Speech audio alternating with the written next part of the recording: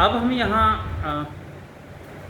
आपसे बात करेंगे कि शरण कुमार लिम्बाले के अनुसार भारतीय समाज व्यवस्था में जो मार्क्सवाद की जो कमियां हैं वो क्या है। यानी कोई न कोई कमी तो रही होगी जिसे भारतीय समाज व्यवस्था पूरी तरह से स्वीकार नहीं करती। यानी जब कोई आंदोलन होता है या कोई क्रांति होती है तो उसमें सबसे पहले देखना यह होता है कि ये किसके लिए हो रही है और क्यों हो रही है। इन्हीं सवालों के साथ शरण कुमार लिम्बाले अपनी बात रखते हुए कहते हैं कि कार्ल मार्क्स, एंगल्स और लेनिन ने इन तीनों ने मार्क्सवाद का विकास तो किया, लेकिन इनके बाद के समय में मार्क्सवाद में कुछ नए विचार जोड़े गए। ख्रुश्चोव ने स्टालिन की अनियंत्रित सत्ता के विरुद्ध अभियान चलाया। चीन में आप देखेंगे तो वहाँ माओ त्से तुंग और उनके सहयोगी ने श्रमिकों की सत्ता का सिद्धांत प्रस्तुत किया। गोर्बाचोव ने सोवियत रूस में आर्थिक सुधार और खुलेपन की घोषणा की। बोरिस येल्त्सिन ने व्यक्ति स्वातंत्र्य उद्घोष पर कम्युनिस्ट पार्टी की सत्ता समाप्त कर दी। पश्चिमी मार्क्सवादी विचारकों ने भी मार्क्सवाद में नए विचार जोड़े, लेकिन भारतीय विचारकों ने हिंदू समाज व्यवस्था के संदर्भ में मार्क्सवाद के आधार पर उसका परीक्षण कर कोई विकास किया हो, यह दूर दूर तक दिखाई नहीं देता, क्योंकि भारतीय समाज व्यवस्था की बनावट और बुनावट अलग है। मार्क्सवादियों ने सही मायनों में छुआछूत की ओर ध्यान दिया ही नहीं।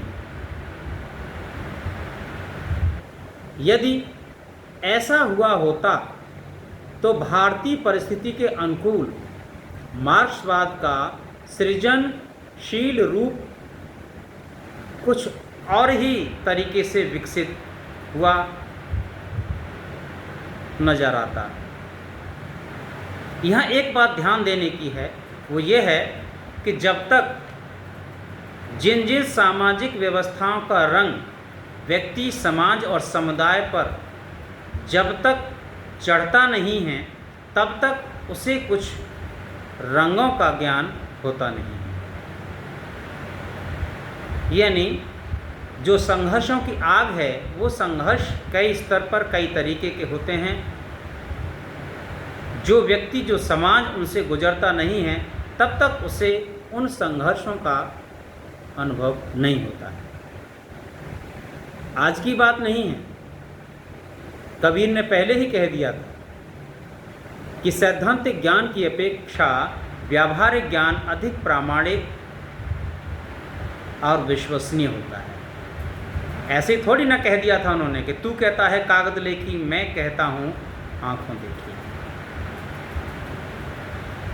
तो कहते हैं कि समाजवादी लोगों ने राजनीतिक और आर्थिक आंदोलन पर सबसे ज़्यादा जोर दिया। यानी दो आंदोलनों को आपने देखा, एक तो राजनीतिक और एक आर्थिक। सामाजिक क्रांति का उद्देश्य प्राप्त करने के लिए इस आंदोलन को सांस्कृतिक आंदोलन से जोड़ना बहुत जरूरी था, बहुत आवश्यक था। समाजवादियों ने ऐसा नहीं किया। कम्युनिस्ट आंदोलन सामाजिक, शैक्षणिक और सांस्कृतिक प्रश्नों के इर्द गिर्द गूंथा गया होता तो भारतीय मार्क्सवादी विचार प्रणाली कुछ बेहतर ढंग से विकसित हुई होती। भारत में मार्क्सवादी लोग मजदूरों के प्रश्नों पर लड़ते रहे। इस बात को ध्यान से सुनिए, फिर सुनिए। भारत में मार्क्सवादी लोग मजदूरों के प्रश्नों पर लड़ते रहे, लेकिन जाति व्यवस्था और छुआछूत की ओर उन्होंने फूटी आंख से भी नहीं देखा,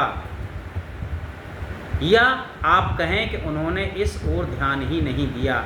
इसी कारण मार्क्सवादी दलितों के विश्वास करने के लायक नहीं बन सके।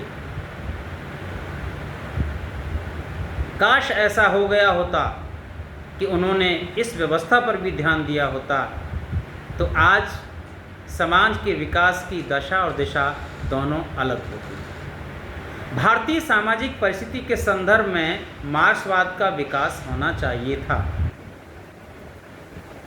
लेकिन मार्क्स ने भारतीय देहातों की व्यवस्था का उत्कृष्टता से विश्लेषण किया।